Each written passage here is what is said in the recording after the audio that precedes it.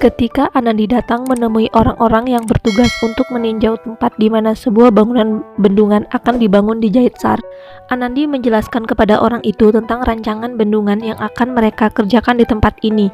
Lalu Anandi mengajak mereka untuk berkeliling dan meninjau lokasi. Seseorang menjelaskan kepada Anandi bahwa ada seorang kolektor yang akan mendampingi mereka dan dia akan bekerja sama denganmu untuk membangun bendungan itu. Tak lama kemudian teleponnya berdering dan Pak Kolektor itu menelponnya. Orang tersebut nampak begitu takut mendapat telepon itu. Lalu dia menceritakan kepada Anandi bahwa nama dari kolektor itu adalah Shiv Rajsekar. Anandi yang mendengar itu merasakan ada sesuatu yang berbeda. Setelah itu mengajak mereka semua pulang ke rumah nenek Kalyani. Semua keluarga menyambut tamu Anandi dan memberikan hidangan kepada mereka. Anandi berbicara kepada mereka semua saat prosesi pembukaan untuk pembangunan bendungan nanti. Siswa-siswa di sekolahku akan tampil untuk menyambut kedatangan Pak Kolektor.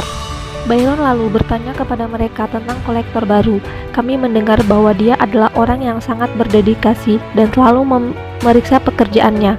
Dia adalah orang yang sangat disiplin dan terhormat. Nenek tampak terkesan dengan apa yang dia dengar dengan kolektor baru itu.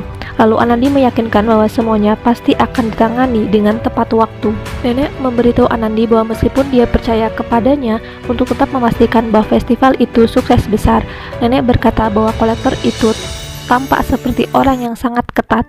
Anandi berharap kolektor itu adalah orang yang baik dan orang-orang di Jaitsar akan menerimanya. Nenek meyakinkan Anandi bahwa dia adalah orang yang berpengaruh dalam pekerjaanmu nantinya, Anandi. Di tempat lain, Jagdish mengingat kata-kata yang diucapkan oleh Anandi dan tanparannya. Dia berdiri dan melempar foto keluarganya.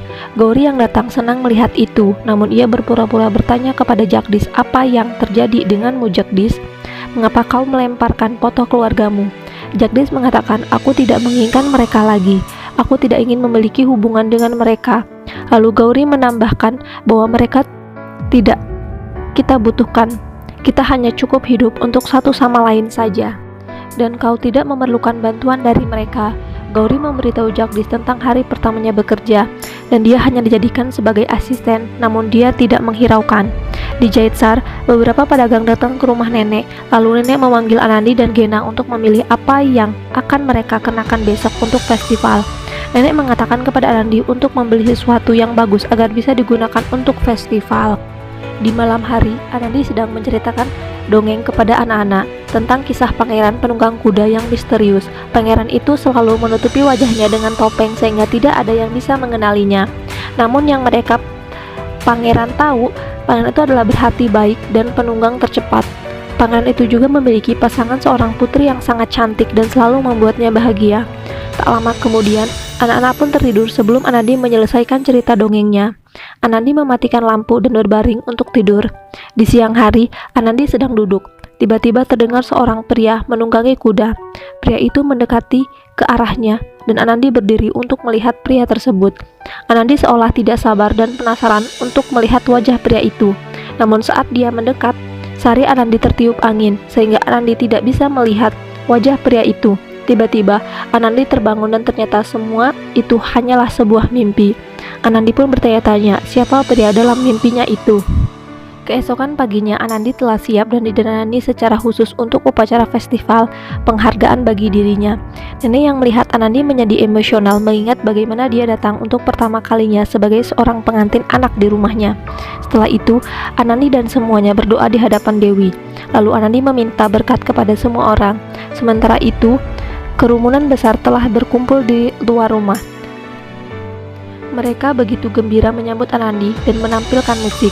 Kemudian Byron meminta Anandi untuk naik ke kereta kuda yang telah disiapkan oleh warga. Namun Anandi menolak dan mengatakan bahwa keberhasilannya hanya karena penduduk desa dan keluarganya. Lalu langsung mengatakan bahwa dia adalah pemimpin mereka. Anandi, kau harus naik ke kereta ini yang telah disiapkan oleh para penduduk. Sumitra menyarankan agar nenek bisa menemani Anandi. Nenek dan Anandi setuju, keduanya pun naik kereta bersama-sama. Sementara keluarga lainnya berada di mobil. Mereka telah sampai di suatu tempat. Para penduduk telah menunggu Anandi. Nenek turun meninggalkan kereta. Ketika Anandi hendak turun, seorang wanita mengatakan untuk tetap di sana karena kami akan mendoakanmu sebelum kau pergi ke festival. Saat itu, Nandu bersama teman-temannya membawa petasan dan menyalakannya. Kuda sangat terkejut mendengar suara petasan itu dan akhirnya dia berlari kencang membawa Anandi. Semua orang merasa khawatir dan berusaha mengejarnya.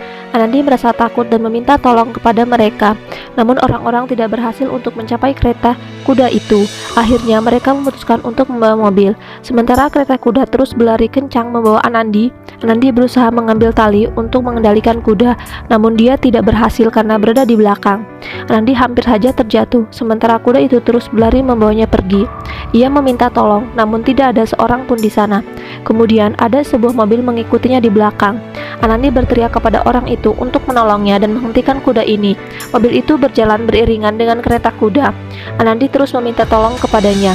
Ditampilkan seorang laki-laki yang sedang melihat Anandi di mobilnya, dan dia melompat ke kereta kuda Anandi untuk menolongnya. Pria itu berhasil mengendalikan kuda, namun kereta kudanya terjatuh dan terguling. Akhirnya mereka berdua pun terjatuh di tepi sungai. Anandi merasa kesakitan. Pria itu menghampiri Anandi dan memberikan pakaian sarinya kepadanya. Lalu ia mengulurkan tangannya untuk membantu Anandi berdiri. Anandi lalu menceritakan kronologi kejadian bagaimana kereta kuda itu bisa membawanya pergi.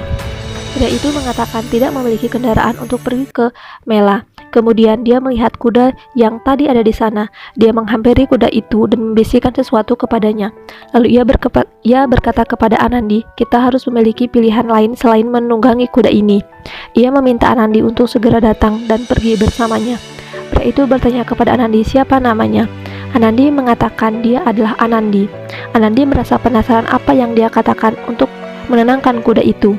Pria itu mengatakan bahwa kau harus menurut kepadaku karena kita akan mengantarkan seorang kepala desa yang cantik. Di kejauhan, semua orang melihat mereka. Anandi turun dan mereka mengkhawatirkannya.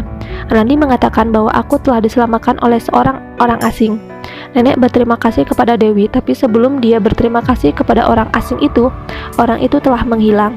Setelah beberapa saat, acara festival pun dimulai. Perdana Menteri datang, dan semua orang memberikan sambutan yang meriah kepadanya. Lalu dia naik di atas panggung dan mengatakan bahwa dia sangat menghargai Anandi atas keberhasilannya dan mengundang Anandi untuk datang ke panggung. Sumitra sangat senang melihat Anandi duduk di samping Perdana Menteri. Perdana Menteri Rajasthan terus memuji Anandi dan mengatakan bahwa dia adalah satu-satunya kepala desa wanita termuda yang telah berkontribusi besar dalam perkembangan Jaitsar. Dia memberikan penghargaan kepada Anandi atas semua prestasinya. Lalu ia memberikan sebuah piala khusus kepada Anandi sebagai pengakuan untuk pekerjaan sosialnya. Semua orang bertepuk tangan dan sangat bangga kepada Anandi. Untuk mengetahui kisah selengkapnya, saksikan serial Balika Fadu setiap hari jam 14.00 waktu Indonesia Barat di Antv. Dan bagi Anda yang baru bergabung menemukan channel ini, jangan lupa klik tombol subscribe, like, dan komen agar channel ini bisa memberikan informasi banyak di seputar serial Balika Fadu, tentunya hanya di Antv. Terima kasih.